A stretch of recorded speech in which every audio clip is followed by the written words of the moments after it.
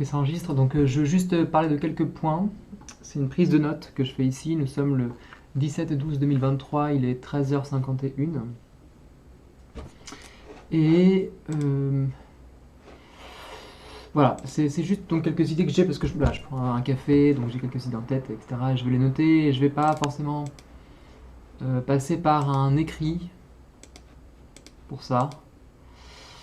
Euh, Parce que là, c'est un peu bouillonnant, donc c'est sûr de le plaquer comme ça vite fait. En fait, ça serait donc voilà, donc là je suis au conservatoire depuis maintenant 6 mois et en fait je remarque, dans le conservatoire dans lequel je suis, du coup je suis en électroacoustique et je vois qu'en fait ma pratique sonore, elle est tout de suite rattachée et rabattue en fait sur le paradigme qui est posé dans l'électroacoustique par Pierre Schaeffer, etc. Donc j'ai l'impression quelque part que en fait, il n'y a pas grand-chose qui m'empêcherait, si je l'affirme, d'explorer de nouvelles choses, mais c'est qu'en fait, c'est vrai qu'un peu par défaut, on est un peu rabattu sur ce paradigme-là, comme par défaut, un petit peu. Et je sens là que du coup, depuis le début de l'année, ben, j'apprends un petit peu à savoir où est-ce que je mets les pieds, donc j'apprends ce paradigme, et en même temps, je me sens un peu capturé par lui. Donc là, ce que je me dis, c'est que ce qui devient important, parce que aussi je commence un peu à m'épuiser dans ce paradigme-là, c'est de me dire comment je peux faire maintenant pour ouvrir un nouveau paradigme, un petit peu en art, et en même temps c'est ça aussi qui s'est joué pour moi, ça veut dire, euh, en fait, la question du coup du paradigme, bon, le mot que je viens d'utiliser, elle est importante pour moi, et en fait le problème qui s'est joué pour moi, c'est que donc j'ai fait différentes formations, différentes écoles à l'école, enfin bon, je fais différentes écoles esthétiques si on veut. Et en fait, ces écoles esthétiques que j'ai faites, euh, elles ont souvent posé problème parce qu'elles n'arrivaient pas à intégrer, c'est un problème qui s'est joué pour moi, elles n'arrivaient pas à intégrer les pratiques qui m'intéressaient. Et les pratiques qui m'intéressaient depuis un moment en fait, hein, c'est des pratiques qui sont liées à l'art conceptuel. En gros, j'ai l'impression qu'en fait le problème que j'ai aujourd'hui, c'est que j'ai du mal à trouver un espace, à trouver des lieux, des endroits, des écoles, enfin alors il y en a hein, si on veut, mais en tout cas il n'y en a pas forcément dans la petite ville dans laquelle je suis, etc. Des lieux qui seraient capables d'accueillir et de prolonger les pratiques artistiques qui m'intéressent. C'est pas grave, peut-être parce que précisément ces pratiques sont, disons, elles sont critiques des institutions, donc elles n'ont pas leur place, mais c'est parce qu'elles n'ont pas leur place que c'est intéressant, parce que ça oblige à trouver des places ailleurs, etc. Donc ça, c'est peut-être justement l'idée même d'avoir une place est peut-être déjà quelque chose qui va tuer la pratique, si on veut, mais voilà, donc c'est des formes qui sont liées à l'art conceptuel, du coup. Il y a cette coupure, moi j'ai l'impression qu'on pourrait le situer à peu près à ce moment-là, on peut le prendre déjà un peu avant, je pense déjà chez les dadaïstes ou quoi, on peut refaire une histoire qui est plus précise. Mais c'est vrai qu'il y a, bon, pour l'instant là où j'en suis dans cette histoire, auquel je me réfère finalement, de manière un peu monomaniaque, il y a Duchamp qui, dans un geste un peu inaugural comme ça, dit bah maintenant j'en ai marre qu'on dise qu'on soit bête comme un peintre et je vais arrêter de faire de la peinture pour les yeux. On va arrêter de faire un art visuel, je vais plutôt proposer un art de l'esprit. Un art de l'esprit. Un art qui s'adresse au cerveau, un art cognitif. C'est intriguant parce que c'est vrai que c'est comme si d'un seul coup il y avait un art qui se pensait voilà, au niveau cognitif. Et cognitif c'est le capital aussi, hein, ça touche beaucoup au capital. Donc à la fois c'est un art on va dire capitaliste, ou en tout cas c'est un art qui s'adresse au capital, ou qui tente de prendre l'objet de la tête et du cerveau comme espace d'exploration. Bon, moi ça me plaît beaucoup cette démarche-là et je m'ancre aussi beaucoup là-dedans. Et en fait, c'est vrai qu'il y a à la suite de Duchamp les lettristes. Hein. En fait, ça, j'ai découvert ça récemment. Isidore Isou, qui est le pape, un des chefs du lettrisme un petit peu, s'est intéressé à Duchamp. Il connaissait Duchamp. Il connaissait la pensée de Duchamp et dans les propositions qui sont faites par les lettristes. La pensée de Duchamp prolonge, enfin voilà, c'est le prolongement de ça aussi, de cette idée-là, d'un art de l'esprit. d'un art où quelque part toutes les formes sont possibles, d'un art, il y a cette idée d'un art infinitésimal ou un art infini, un art où l'infinité de la création peut advenir. Parce que c'est cet art un petit peu, ce qui compte c'est un peu l'espace de la création depuis lequel n'importe quel art peut advenir. Donc c'est un art potentiel presque un petit peu. J'ai l'impression qu'il y a un côté comme ça qui se plaît beaucoup. Et ensuite Guy Debord donc, fait partie des lettristes, de l'aile gauche des lettristes, et puis ensuite il radicalise certains positionnements politiques artistiques pour fonder les situationnistes. Enfin, il n'y a pas que lui, c'est pas forcément le chef, mais bon, c'est vrai qu'une figure quand même qui est assez médiatisée aujourd'hui, beaucoup de Guy Debord. Et donc, pour moi aussi, hein, c'est vrai que je le vois un peu comme étant, pas forcément un chef, mais il a quand même une position un peu hégémonique aujourd'hui, même si elle est peut-être fabriquée a posteriori. Donc voilà, et donc moi c'est vrai que voilà, la pensée de Guy Debord auquel j'ai été confronté assez tôt, bah, ça s'inscrit dans cette histoire. Et aujourd'hui, il y a des courants comme l'art invisuel, par exemple, qui serait aussi le prolongement de cette question-là, avec évidemment toujours plein de possibilités différentes, quoi. Mais il y a une sorte de filiation.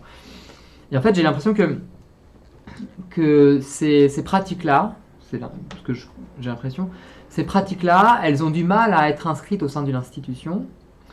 C'est possible pour autant, parce que l'art invisuel, c'est enseigné. Dans l'école d'art dans laquelle j'étais, c'était enseigné. Mais par exemple, c'est vrai que je trouve que c'est... Je sais pas, par exemple, Fluxus, ça me semble pas avoir beaucoup été... Enfin, j'ai l'impression, je sais peut-être que je me trompe, mais j'ai l'impression que le conservatoire reste un peu conservateur, et que c'est des choses qui ont du mal à passer, en fait, la frontière institutionnelle. Et en même temps, c'est quelque chose qui a voulu aussi se faire en dehors, qui a voulu établir un espèce de distance critique aussi avec les institutions. Donc il y a tout pas un blocage, mais tout un espèce de paradoxe ou de complexe qui se joue dans le rapport à l'institution entre ces différentes formes-là. Et j'ai l'impression en fait que ce rapport-là qui est posé par cette avant-garde, en fait, justement, essaye de jouer un jeu de tension, de critique et avec l'institution, et que peut-être qu'aujourd'hui on peut s'en défaire. Alors, pourquoi ? Parce que je crois que ce qu'on appelle institution, déjà c'est un terme qui n'est pas très clair, mais que il y a l'informatique qui se joue. Ça veut dire que c'est peut-être ça aussi qui a été presque posé comme une possibilité. Peut-être que c'est avant-garde qui se pose beaucoup la question de la technologie. Chez Duchamp, il y a la question du système industriel, puisqu'il expose un objet industriel dans l'espace du musée, comme étant quelque chose auquel on doit regarder, et qui pose l'idée d'un art prolétarien, donc d'un art quelque part qui serait comme depuis le bas, une sorte d'inversion quelque part de la perspective, puisque le prolétaire c'est pas l'ouvrier, le prolétaire c'est celui qui est privé des moyens de production, privé de son travail, il a rien, il est dépossédé, mais quand on est dépossédé, on a quand même accès à quelque chose que ceux qui possèdent n'ont pas. En fait, c'est cette question-là, j'ai l'impression qui peut se poser. Il y a quelque part là-dedans, en fait, une histoire et une utopie possible. En fait, l'utopie possible des avant-gardes. Et ce qui m'interroge, c'est de me dire, bon voilà, qu'est-ce que ça veut dire aujourd'hui ? Comment ces avant-gardes aujourd'hui se positionnent ? Qu'est-ce qu'elles peuvent proposer ou pas ? Est-ce que quelque part ces avant-gardes ont échoué, si on veut, un petit peu, dans l'esprit d'une forme de communisme ? Ou est-ce qu'au contraire, non, elles sont toujours actives, présentes, à l'état potentiel ? Et que, quelque part, est-ce qu'il ne faut pas attendre, entre guillemets, la bonne technologie, entre guillemets ? Est-ce qu'il n'y a pas quelque part, à un moment donné, une bonne technologie ou un événement, quelque chose qui va faire que, finalement, ce que proposer ces avant-gardes peut advenir. Voilà. Et peut-être que c'est déjà advenu, peut-être aussi que ces avant-gardes proposent déjà des formes utopiques, si on veut, qui sont là de manière un peu minoritaire, un peu cachée, un peu discrète, qui ne sont pas dans le système médiatique dominant, mais qui sont accessibles. Voilà. Donc voilà, moi je travaille un petit peu sur ces domaines-là. Et en même temps, moi ce que je vois en effet par rapport peut-être un petit peu qui est un petit peu avancé et qui en même temps est le prolongement de la société industrielle, c'est que à l'époque de John Cage, il n'y avait pas d'ordinateur avec des logiciels qui permettent de créer une symphonie, etc. Il n'y a pas de logiciel de MAO. Les premiers ordinateurs et les logiciels de MAO, lorsqu'ils sont arrivés dans les studios des conservatoires, etc., John Cage était apparemment très très impressionné et il voulait à tout prix avoir accès à ça. Il dit, je sais plus qu'est-ce qu'il dit, mais il dit voilà, je suis prêt à vendre ma maison pour avoir un de ces ordi. Enfin, voilà, je sais plus trop ce qu'il dit, mais il y a un truc comme ça qui est de se dire, et on sent que. Donc là, il y a aussi. Voilà, et aujourd'hui c'est banal. Aujourd'hui, on a un ordi facilement, on peut installer un logiciel de MAO, ça fait. Voilà, bon, faut apprendre à l'utiliser, bien sûr, mais il y a quelque chose qui semble être rendu possible en fait, qui semble avoir, on a accès à une sorte de puissance, on a accès à des outils de production en fait facilement, des formes esthétiques en fait, qui justement étaient peut-être une espèce une forme utopique, ou en tout cas un désir en tout cas des avant-gardes, de démocratiser les outils de production dans une logique un peu marxiste quoi. Et en même temps, bon, la question c'est est-ce que pour autant on est séparé du rapport de classe? Peut-être, mais en tout cas c'est pas clair. Aujourd'hui c'est vrai que c'est pas non plus, voilà, bon, on voit aujourd'hui que les GAFAM bouffent beaucoup notre temps d'attention, etc. Bon. Et en même temps peut-être quelque part que voilà, c'est quelque chose qui peut se travailler. Aujourd'hui c'est comme si les outils qui devaient être quelque part réappropriés, réutilisés, étaient plutôt la question des outils relationnels, des serveurs, des espaces... voilà, donc comment... Bon, là tout ça, bon, c'est un peu les... Voilà, là, je fais un peu un panorama de ces questions-là. Bon, ça fait voilà, 10 minutes que je parle. Bon, qu'est-ce que je veux dire de plus de ça? Bon, l'idée, donc voilà, c'est de dire, bon, la question aujourd'hui, ce serait de se dire comment, à partir de l'espace là, du coup, moi, je suis au conservatoire, et l'idée, c'est que pour moi, c'est que le conservatoire peut être utilisé comme un objet esthétique. Ça veut dire qu'on peut travailler une institution comme un objet esthétique. C'est pas évident, hein, ça pose quelques problèmes moraux aussi de se dire est-ce qu'on a le droit de faire ça après tout, est-ce que c'est vraiment légitime? Bon, à vrai dire c'est pas nouveau, ça veut dire que bon, Duchamp il fait déjà ça quand il montre l'urinoir. En fait l'urinoir c'est déjà un geste qui s'inscrit dans une critique institutionnelle. C'était ça fait partie des premiers gestes de critique, presque un geste activiste hein, si on veut, de critique institutionnelle, bien qu'il y ait ça aussi avec... Enfin, je sais pas si c'est le premier, bon, il y en a aussi un autre qui est vu comme une des premières performances, qui était les... Je sais pas si c'était les situationnistes ou les hydropathes, je sais plus, mais une personne qui va faire dans une église et qui fait un faux discours du curé qui insulte Dieu, et bon, ça foutait la merde et tout. Donc il y a une... Voilà, et en fait la question pour moi, ça serait de se dire, bon, comment on fait? En fait, la question, ce serait ça. En fait, ça serait penser à la question de l'accélérationnisme. En fait, on pourrait dire, c'est un petit peu ça ce que je fais. Ça veut dire que là, ce que j'essaie de faire ici, c'est une forme d'accélérationnisme esthétique. Ça veut dire, plutôt que de dire ou de se dire, ah là là, c'est nul, les institutions, elles sont trop réactionnaires, elles ne nous permettent pas d'ouvrir des cadres suffisants pour ouvrir de nouveaux champs de recherche, etc. Bon, en fait, si, en fait. Enfin, au contraire, elles ont pas beaucoup de moyens. Enfin bon. En fait, la question, c'est de se dire comment, sur ces ruines de l'institution, qui ont plus d'argent, qui sont, voilà, bon.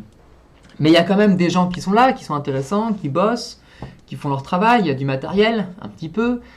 C'est des lieux, des points de rendez-vous, des points de rencontre aussi pour des gens qui peuvent être là, si on peut y rentrer. Si on a, voilà, bon, c'est pas toujours le cas, il y a des sélections, il y a plein de choses. Hein. Il y avait une sélection pour rentrer au conservatoire aussi. Donc, mais la question c'est comment justement, plutôt que de refuser, là il y a un livre là-dessus qui s'appelle Vers un art potentiel, je crois, non, les potentiels du temps. Il s'agit de dire, plutôt que d'avoir cette attitude romantique de l'artiste, en fait, qui consiste à sortir de l'institution et en sortant je pense à d'autres trucs. En sortant de l'institution quelque part, on va se libérer d'elle. En fait non, parce qu'on revient un peu entre guillemets à la case départ. Ça veut dire qu'on s'éloigne aussi d'une histoire, d'un moyen. Et en fait, l'art c'est aussi des espaces de réseau. Si je sors d'internet, je suis un peu tout seul. Donc si j'y rentre, je suis un peu bouffé par les GAFAM, c'est vrai. Alors il y a peut-être d'autres lieux, d'autres espaces qui sont justement des espaces d'autogestion, le fait divers, etc. Bon, mais qui sont très bien hein, d'ailleurs, mais qui demandent aussi un autre investissement. Donc voilà, bon.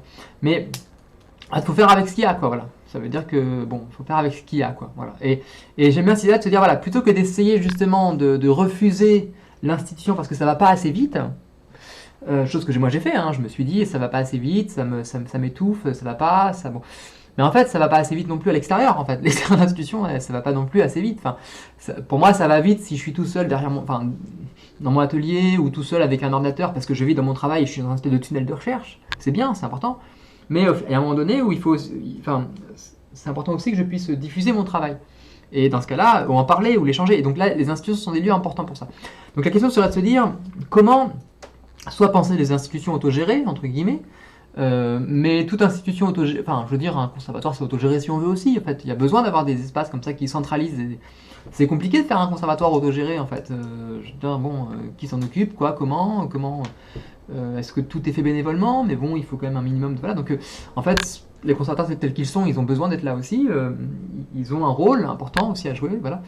La question c'est de se dire, pour moi, comment on peut construire des espaces qui sont un petit peu plus ou moins autogérés, mais qui seraient un peu dans des marges, qui seraient une sorte de fédération des marges, si on veut, ou qui soient comme un petit peu comme si, finalement, comment l'art visuel, cet art conceptuel un petit peu que je parle, etc., ces formes-là qui sont finalement assez, comment dire, un peu marginales, un petit peu, qui demandent peu de moyens, en fait, qui sont assez légères, en fait, en tant que telles, peuvent être vues comme une sorte de plugins, un petit peu, comme des plugins qui pourraient s'implanter en fait, sur les institutions. C'est comme si les institutions étaient des logiciels de MAO, quoi. Voilà, on aurait le conservatoire, on aurait l'école d'art, on aurait le musée, le FRAC, la salle de concert, etc. Bon. Mais comment on aurait des sortes de plugins, en fait, qui seraient des formes d'art conceptuel, qui pourraient comme ça se plugger, en fait, un petit peu sur une institution sur une autre, et qui pourraient aussi communiquer un petit peu entre eux. C'est-à-dire que les plugins seraient un petit peu interopérables, hein, il y aurait une sorte de... et qui constituerait une espèce de réseau d'échange, en fait, un système d'échange entre toutes ces institutions-là, qui serait du coup... Alors c'est ce que propose, hein, ce truc-là, c'est ce que propose Nicolescu, ce que propose aussi... ce qui est repris aussi par Eric Avert dans un livre sur Georges Brecht. Et il y a peut-être la possibilité là-dedans, justement, de se dire, voilà, si on fait un art conceptuel quelque part un peu tout seul dans notre coin, parce que il y a une espèce d'enfermement, je trouve, là-dedans, et aussi une impuissance, parce qu'il faut quand même avoir des moyens, et c'est bon. Et j'ai l'impression quand même que l'art conceptuel, cet art de l'esprit, c'est un peu un cerveau, quoi. C'est un cerveau, si on fait un art du cerveau, bah, un cerveau, si on le met tout seul dans une boîte, il y a une nouvelle de Bernard Weber comme ça, hein, d'un cerveau qui est dans une boîte et qui médite et qui réfléchit à plein de trucs et qui est super. C'est trop bien, enfin j'imagine, il a accès à plein de choses, à plein de savoirs, à plein de choses. Mais il est dans une espèce de boucle, quoi. Mais du coup, il a jamais accès au monde extérieur parce qu'il n'a pas de lien avec le monde extérieur. Donc il est dans une espèce d'hyper-réflexivité, c'est passionnant, mais du coup il n'est pas connecté avec l'extérieur. Et donc voilà, et puis donc la nouvelle en question, c'est que bon, le cerveau découvre des masses et des masses de choses, de connaissances, mais bon, au bout d'un moment, dans le monde extérieur, on ne sait pas ce qui se passe, donc on le met sur une étagère, et puis on l'oublie, puis à un moment donné, il s'effondre, quoi, il meurt, et puis voilà. Ça c'est la nouvelle, j'ai un peu spoilé, mais... Et c'est un peu ça, j'ai l'impression qu'en fait, si l'art conceptuel, quelque part, qui est dans une charge un peu de réflexivité, quoi, qui est dans cet organe de réflexivité, si on se met un petit peu à côté comme ça, dans un espèce de monde un peu à part, bah du coup... On se coupe du coup des choses, quoi. Et en même temps, voilà, si en même temps on fait un art qui soit uniquement sensitif et qui a entre guillemets pas de réflexivité, en fait il n'y a plus d'intérêt à l'art conceptuel. Enfin, donc en fait c'est comme s'il fallait trouver un art conceptuel qui se pense comme étant un art qui se connecte, en fait. Hein, c'est comme dans l'art conceptuel, c'est important ça de comment on connecte avec d'autres disciplines, comment en fait. Et moi je vois ça comme un art de l'opérabilité. Ça veut dire que, moi je me dis finalement, je parlais d'un plugin, bon, on va faire des métaphores ici un peu musicales, ou numériques, mais il y a un peu la question de l'interopérabilité. Ça veut dire que finalement, ce qui semble être intéressant dans l'art conceptuel, c'est pas que c'est c'est pas un logiciel de MAO parmi d'autres, c'est pas un logiciel parmi d'autres, c'est un protocole de communication. C'est comme le TCP/IP ou quoi, ou c'est comme le MIDI ou Open Sound Control. Voilà, le MIDI, l'intérêt du MIDI, c'est que c'est un protocole qui fait que les synthés peuvent communiquer entre eux. Le MIDI tout seul, il sert à rien, il fait pas de musique. Le MIDI, c'est juste un protocole, il fait pas de musique. C'est pas un instrument, le MIDI. Bon. Mais ça permet de connecter les instruments entre eux. Ça permet quelque part de connecter un clavier avec un ordinateur, avec un truc qui fait de la lumière aussi, qui peut être activé en MIDI. Et c'est un protocole qui permet finalement de faire quoi? De réguler le temps, en fait, de réguler le temps et l'espace, qui permet en tout cas de faire circuler des informations. Hein, donc c'est un protocole qui permet une interopérabilité entre permet un protocole commun quelque part de communication entre des objets qui ont chacune leur autonomie, en fait, voilà, mais qui sont voilà. mais qui peuvent comme ça communiquer entre eux. Donc en fait, j'ai l'impression que c'est ça pour moi. J'ai l'impression que l'art conceptuel, c'est pensé comme ça. Alors ça renvoie aussi à tout ce qui est l'esthétique relationnelle, l'esthétique communicationnelle et l'art sociologique de Fred Forrest, de Nicolas Bourriaud, etc. Bon, il y a toute une histoire là-dedans aussi, bien sûr. Mais je pense que voilà, si on peut le voir comme un objet technique en fait. C'est aussi, ça agit comme un système technique en fait. Voilà. Donc il y aurait du coup un équivalent, on va dire,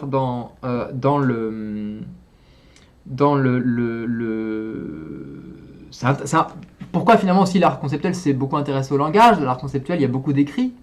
Même là aussi, je parle beaucoup, quoi. Parce que c'est comme si le langage était ça. Le langage, c'est un protocole de communication. C'est ce qui permet de relier beaucoup de choses entre elles.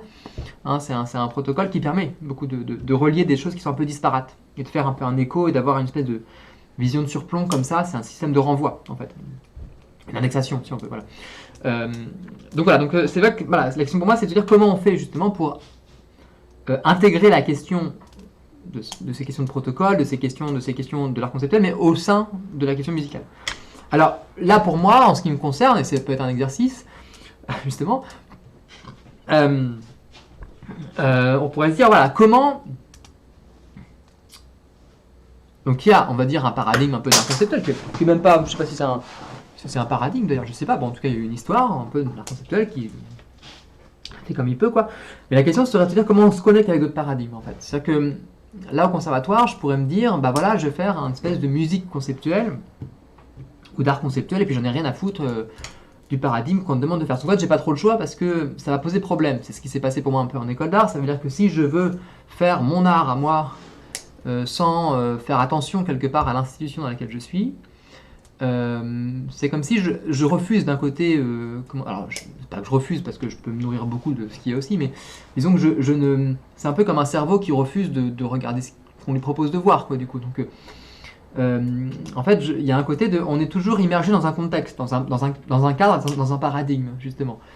Si je suis dans une institution artistique, je suis pris dans un paradigme qui est celui d'une histoire de l'art institutionnalisée, dominante, etc. Donc la question, c'est que je dois travailler avec ça, en fait. Donc je peux travailler avec des à côté, avec des trucs précis, mais bon, il y a quand même cette histoire-là. Alors, elle est quand même, l'art conceptuel est quand même, aujourd'hui, quand même beaucoup défendu aussi, quand même, dans une histoire de l'art, même s'il reste encore un pan...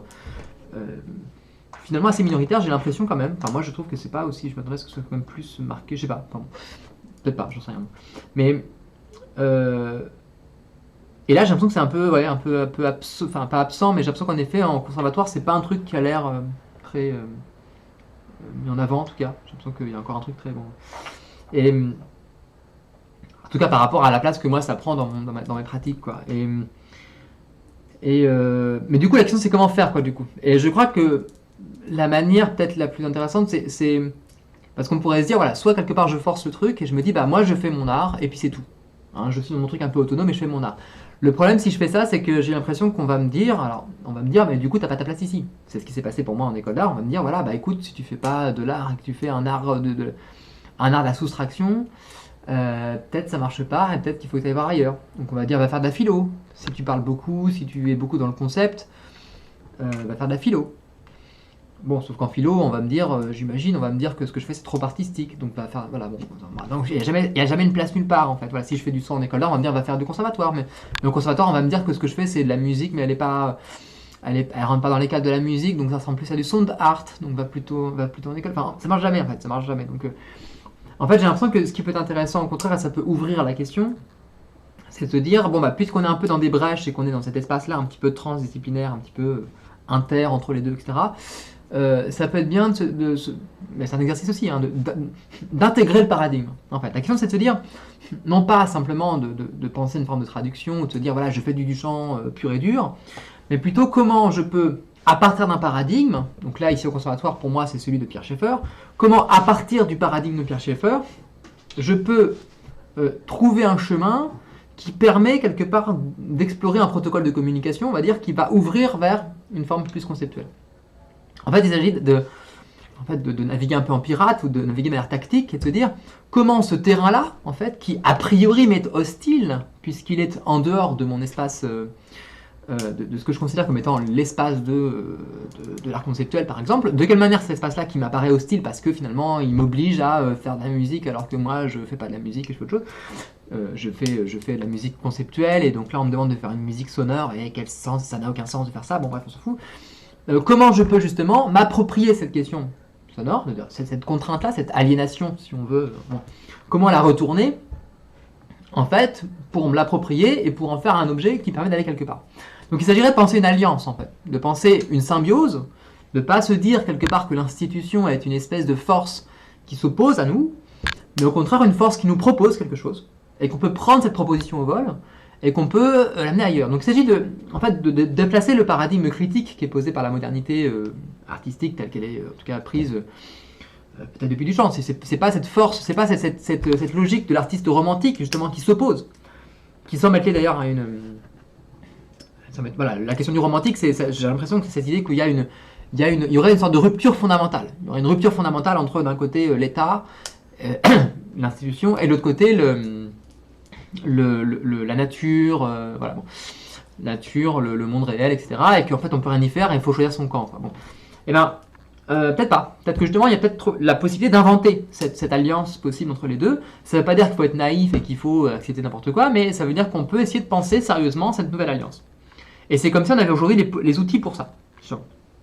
Donc là, ce serait du coup, voilà, comment on fait pour lier les deux? Comment on fait pour lier les deux? Pour lier justement cette pensée du paradigme, c'est un paradigme aussi un peu de l'art conceptuel, si on veut, d'un art de l'esprit, avec un art qui serait un art de l'oreille, un art de l'écoute, plutôt schefferien par exemple, ou autre, je sais pas, bon voilà. Ça m'intéresse beaucoup, c'est déjà ce que je fais, j'ai l'impression. Ça veut dire que je sais pas de quelle manière justement en fait, il s'agit presque, pour moi, c'est une implémentation. C'est comment implémenter l'art conceptuel sur, sur l'art de l'écoute, en fait. C'est un petit peu comme comment l'art de l'écoute peut supporter un art conceptuel, entre guillemets.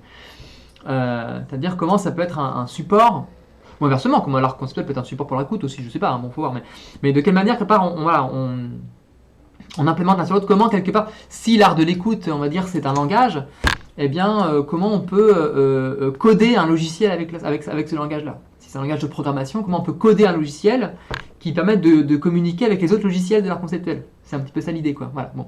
Et l'idée, c'est de voir comment, là-dedans, pour moi, cette possibilité d'un art conceptuel pourrait constituer ce que je pourrais voir comme une intersyndicale des arts, en fait, comme un espèce de moyen de transport, disons, des gares. Hein. C'est comme si l'art conceptuel, c'était une sorte de gare. Et puis il y a une gare dans l'écoute, l'art de l'écoute, il y a une gare dans l'art de la vue, et puis ces gares elles peuvent s'envoyer des trains, elles peuvent communiquer, ou des serveurs qui s'envoient des informations, enfin voilà. Il y a ce rapport-là un petit peu, voilà. Puis ce qui est intéressant au niveau de l'art conceptuel, c'est de prendre soin de ces protocoles de communication entre tous ces systèmes-là. Donc il s'agit de penser une interopérabilité, en fait. Hein. C'est un terme qui est utilisé par... je le renvoie à ce qu'il est utilisé par Stramasoft. Et ils disent, voilà, en fait, par rapport aux GAFAM, ce qui est important, c'est peut-être pas forcément de développer ses propres plateformes, pourquoi pas, hein, mais c'est de penser l'interopérabilité, la manière dont les plateformes communiquent entre elles, en fait, enfin, dans lequel elles pourraient communiquer entre elles, ce qui permet d'avoir un protocole commun et qui permet de passer l'une à l'autre et quelque part de créer un marché des plateformes, en fait.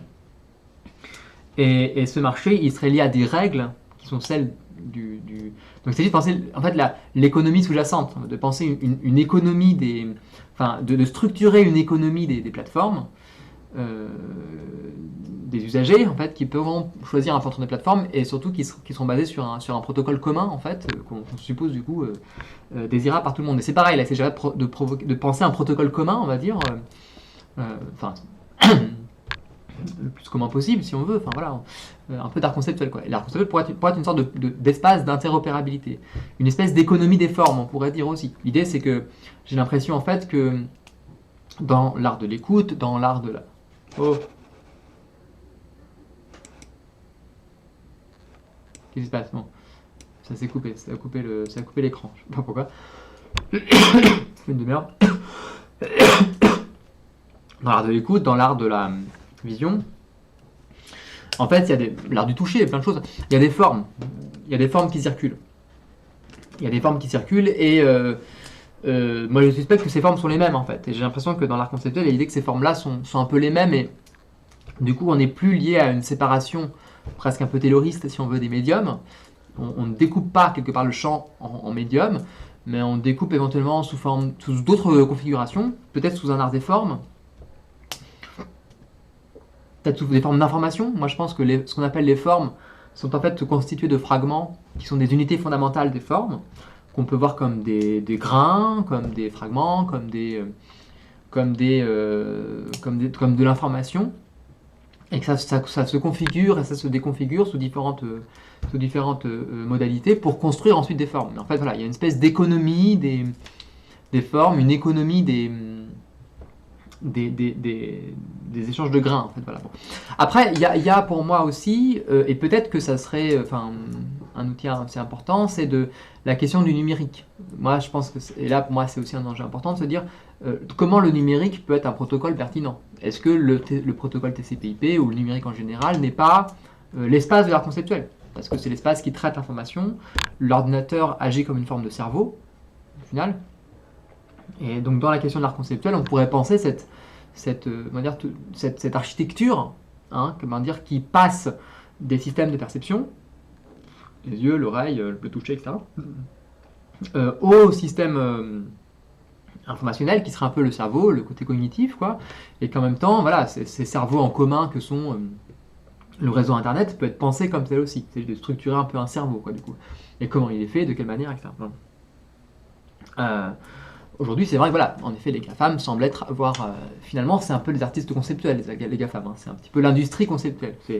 Les artistes conceptuels sont des artisans et les GAFAM sont des industriels qui industrialisent un cerveau à grande échelle. Mais on pourrait penser en effet quelque part une forme de cerveau artisanal, un petit peu, hein, c'est-à-dire voilà, des GAFAM autogérés, etc. par exemple.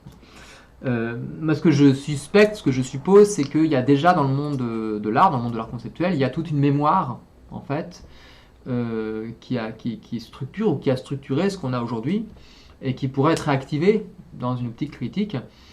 Voilà, si quelque part on ne sait pas trop quoi faire ou comment faire sur un plan de la critique des technologies, des médias, de la politique, etc., peut-être qu'on peut peut-être réactiver cette mémoire conceptuelle et puis voir aussi qu'est-ce qui se fait aujourd'hui. Bon, je sais pas.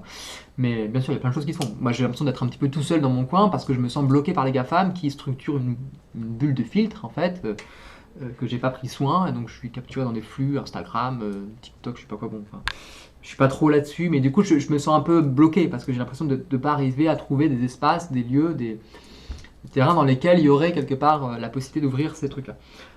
Et la question que je me pose, c'est est-ce que ça existe ou pas? Est-ce qu'il existe quelque part des espèces de réseaux structurés sur Internet, des groupes, des choses qui font quelque part quelque chose se construit, ou est-ce que c'est encore quelque chose qui est un petit peu, qui a du mal encore à émerger, et qui est pas encore, voilà, qui se fait de manière un peu beaucoup plus liée au musée, quoi. Moi j'ai l'impression qu'en fait que l'art conceptuel il a été beaucoup structuré par rapport au musée, que c'est un ensemble de personnes qui se regroupent dans des musées ou dans des écoles d'art, ou qui se connaissent comme ça, mais qui forment un petit groupe d'individus.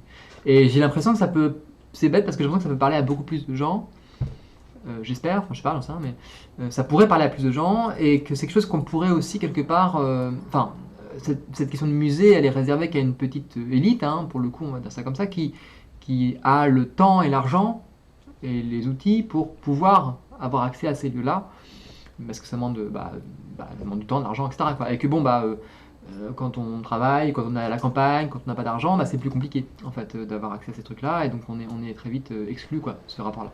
Et en même temps, j'ai l'impression qu'aujourd'hui sur Internet, avec les outils numériques, on peut, ça demande un peu d'argent, un peu de capital aussi, bien sûr, hein, il faut un ordi, il faut, voilà, c'est pas non plus, il faut un peu de temps, bon. Mais on peut peut-être structurer en fait une espèce de, en fait, d'art conceptuel, disons populaire, si on veut, une forme d'éducation populaire, artistique, sur cette question-là. Je dis éducation populaire parce que c'est un petit peu comme ça qu'a été posé des choses qui font du côté de Usul, quoi. Et à partir de Usul, et à partir d'un ensemble de gens qui ont commencé à faire de la vidéo sur Internet, il y a une démocratisation en fait d'un ensemble de savoirs qui jusque-là étaient plutôt liés à, par exemple sur des questions notamment politiques, la pensée marxiste était plutôt réservée à certaines personnes qui étaient dans les universités ou dans des partis politiques. Donc c'était réservé à certains milieux assez précis de la sphère conceptuelle ou militante. Et en fait, il y a justement une démocratisation qui apparaît sur le net à travers notamment YouTube ou quoi. Et j'ai l'impression qu'on pourrait aussi démocratiser des questions esthétiques et formelles en fait. La critique qui est posée par l'art conceptuel pourrait être reprise en main en fait quelque part collectivement. Ça, c'est un truc que moi je trouverais assez beau de voir ça. Et ça permettrait en fait aussi même peut-être d'avoir des outils critiques pour pouvoir critiquer un peu les GAFAM, etc. Après, cette question-là, j'ai l'impression elle a déjà eu lieu dans les années 80-90 peut-être. Il y a déjà toute une histoire de ça, mais en même temps, bon, cette histoire aujourd'hui, elle est comme... Enfin, je sais pas où est-ce qu'elle est en fait, mais bon, moi pour le coup, j'arrive pas à y avoir accès quoi. Enfin, je me sens... et j'ai l'impression qu'elle a pris d'autres chemins. Aussi quoi, il y a d'autres trucs, voilà. C'est pas qu'il faut le refaire, mais il faut peut-être le refaire un peu différemment, mais il y a peut-être un truc à... c'est pas parce que ça a été fait une fois que c'est fini quoi, donc... voilà, il y a des trucs à réinventer quoi en fait, voilà. Et surtout que maintenant on a d'autres outils. Hein, maintenant, enfin je veux dire, on est toute une génération qui a accès à des outils numériques, pas mal de choses quoi. Bon, voilà. Peut-être arrêter là, c'est pas mal. Je vais voir ce que j'en fais de cet enregistrement, peut-être le mettre en ligne. On va voir.